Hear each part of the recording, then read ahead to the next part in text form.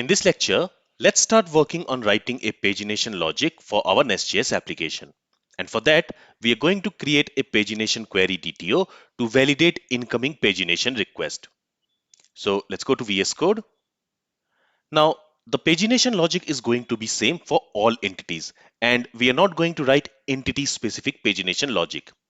And that's why what I'm going to do is, in this source folder, I'm going to create a new folder, and I'll call this folder as common. In this common folder, we are going to keep all the common modules which we want to use for our entire application. So in the future, if we need to add any new module which will be applicable for entire application, we will keep it inside this common folder. Now inside this common folder, I'm going to create a new folder for pagination. So I'll simply call it as pagination. Okay. And inside that pagination folder, since we want to create a DTO, inside this pagination folder, I'm going to create another folder called DTO. And inside this DTO folder, we are going to create a file, and I'm going to call this file as pagination-query.dto. And since it is going to be a TypeScript file, we are going to use this .ts extension. Now, why I'm calling it as pagination query? Because this DTO we are going to use only for GET request. So whenever a user is going to query an entity, whenever a user is going to query users or tweets or comments, etc., at that time only we are going to make use of this DTO. So this is basically when the user is going to query something. And that's why I'm calling it as pagination query.dto.ts. So inside this file, let's go ahead and let's create and export a class, and let's call this class pagination DTO. Okay. And inside this class, we want to have two properties. We want to have the limit property. So as we saw in this slide, in order to implement pagination, we need two information. The first information we need is how many records do we want per page. So that we are calling it as limit. And the second information we need is for which page we want to send the records. Okay. So these two informations are required in order to implement the pagination. Now this limit, it is going to be of type number, and we are also going to have this page property here, and this is also going to be of type number. All right. And both these properties are optional. So here I'm going to use is optional class validator. And in order to use this is optional class validator, we also need to import it from class validator. So this limit should be optional, and then this limit, it should also be a positive number value. So for that, I'm also going to use is positive. Okay. And again, to use this is positive, we need to import it from class validator. And since this limit is optional, let's also mark it as optional by using this question mark. And then let's use these two decorators, and let's also add it on this page property. So these are the only two properties which we need for implementing the pagination. Let's save the changes here. Now remember that we are going to read this limit and page from the URL. And when we will read it from the URL, they will be read as a string value. So here we also need to tell Nest.js to convert those string values to number type. And for that, we can use this type transformer. And in order to use this type transformer, you need to import it from class transformer. Okay. And to this, we need to pass a callback function. I'm passing an arrow function. And here we want to return number. So in this way, Nest.js, now whenever it will read this limit from the query parameter from the URL, it will convert that string value to number type. And let's also do the same thing for page, because page will also be a numeric value, but since we are going to read it from the URL, it will be read as a string value, and we want to convert that string value to number type. Now if you see here, we have already set the type of this limit and page to number. So we might want Nest.js to look at the data type of the property and perform implicit conversion by default, instead of us explicitly specifying the type using this type transformer, right? Here we have only two properties, so we are doing it, and doing that is not a cumbersome task. But if we have to do it for multiple properties, and if we have to do it in multiple DTOs, then it is a time consuming task. Now here, the simple solution would be to somehow tell Nest.js that whenever it sees a property like this, where we have specified a data type, then Nest.js should do the implicit conversion from one data type to that specified data type. And this we can achieve with the help of class transformers. So if I go to main.ts file, there we created these global pipes, and there we set some options. Here we can also set another option, which is transform options.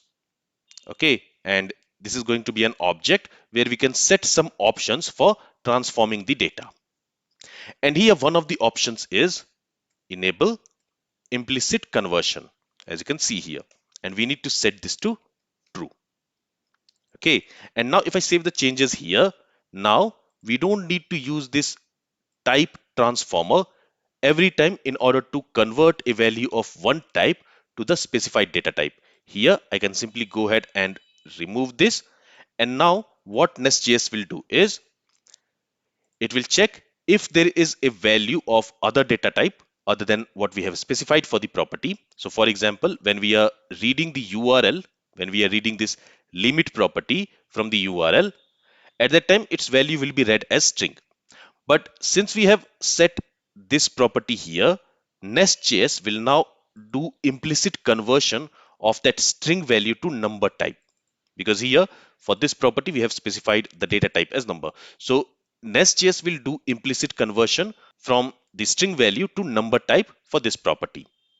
And same is true for page also, because for this page also we are going to read the value from the URL, and since we have specified its type as number, Nest.js will do that type conversion of converting the string value to number type. And here this is also going to be an optional property, so let's also mark this as optional. Let's save the changes. And with this, our pagination DTO is done. Now let's go ahead and let's use this pagination DTO on one of the entities. So let me save the changes here. Let me close this main.ts file, and let's start with tweet module. So here let's go to tweet service.ts file. In there we have this get tweets method, which is going to get all the tweets for a given user. Okay, and we are calling this get tweets method from the tweet controller. So in the tweet controller, we have this get tweets, and for that get tweets, we are taking one parameter, which is this user ID. Now here what I'm going to do is I'm also going to add another parameter. So let me move this in a separate line to make it more readable. So now for this get tweets method, we are going to take two parameters, and the second parameter is going to be a query parameter. So here I'm going to use this at query decorator, and to use this at query decorator, we need to import it from nestjs/common. Okay, and here let me provide a name here. So I'll call it as pagination DTO, or maybe pagination query DTO, and it is going to be of type pagination query DTO. Okay, let me rename it to pagination query DTO. Okay, let's save the changes. And now here I'm going to import pagination query DTO.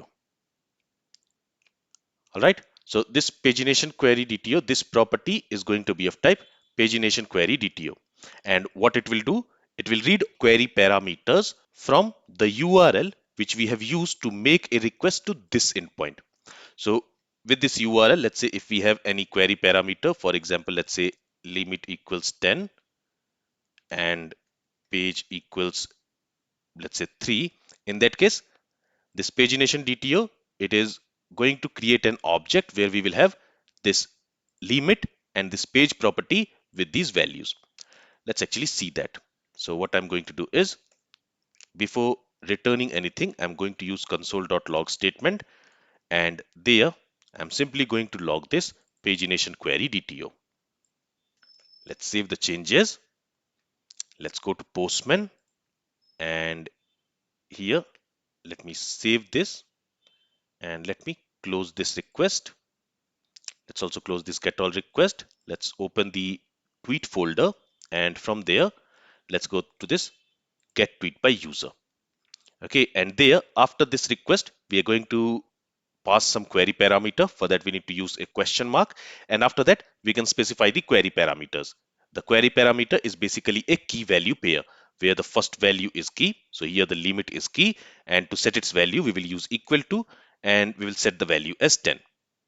And then if we want to specify a second query parameter, we will use and then we can specify the second parameter, which is page, and to set its value we can use equal to, and let's say the page is 3.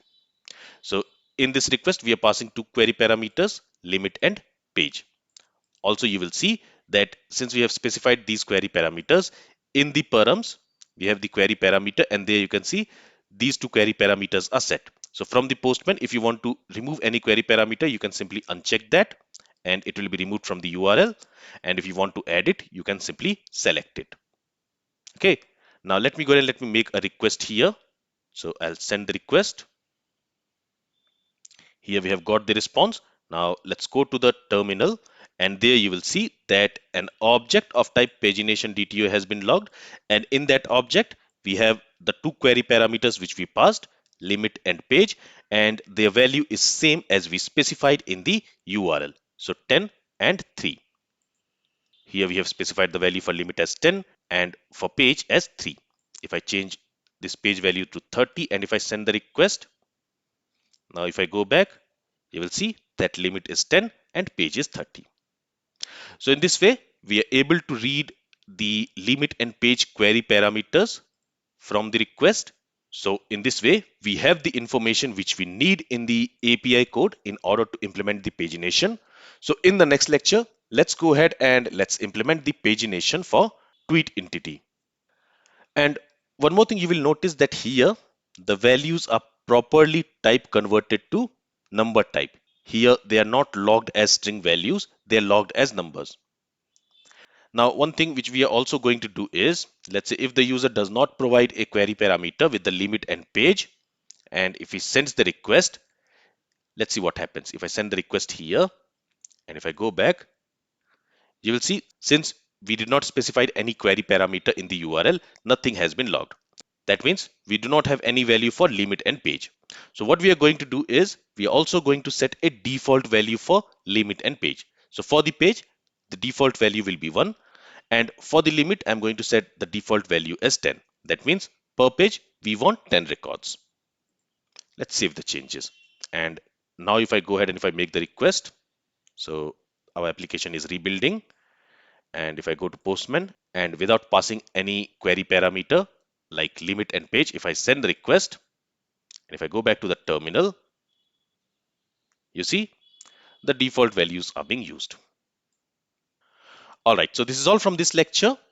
Now we need to use this DTO to write the pagination logic, and we are going to do that in our next lecture. This is all from this lecture. If you have any questions from this lecture, then feel free to ask it. Thank you for listening and have a great day.